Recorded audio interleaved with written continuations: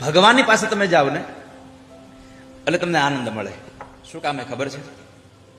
શાક માર્કેટમાં જાઓ તો ત્યાં તમને દવા મળે, મેડિકલે જાઓ તો તમને શાકભાજી મળે. બહુ સીધું ગણિત છે. આ પાસે જે હોય એ તમને આપે. તો પ્રભુ પાસે આનંદ છે, આનંદના દાતા છે. ભગવાનનું સ્વરૂપ સારું છે, એટલું દિવ્ય સ્વરૂપ છે ભગવાન. આ શ્લોકમાં રહેલી 3 સામર્થ્યતાઓ, એને પ્રણામ કરવાની ભાવના અહીંયા સ્વરૂપને, ભગવાનના રૂપને પ્રણામ કર્યા છે. પરમાત્માનું સ્વરૂપ પરિચય છે. સત, ચિત અને આનંદ. સત એટલે જેનું અસ્તિત્વ છે. અસ્તિ ઇતિ સત,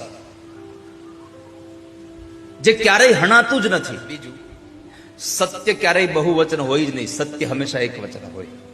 આ સત્ય છે, કાયમના માટે છે. આ સંસારમાં કોઈ એક જગ્યા એવી બતાવો જ્યાં ભગવાન દેખાતો નથી.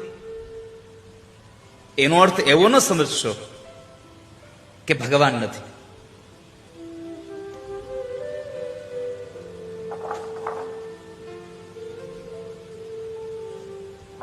દેખાય તો જ ભગવાન હોય, દેખાય તો જ એ હોય.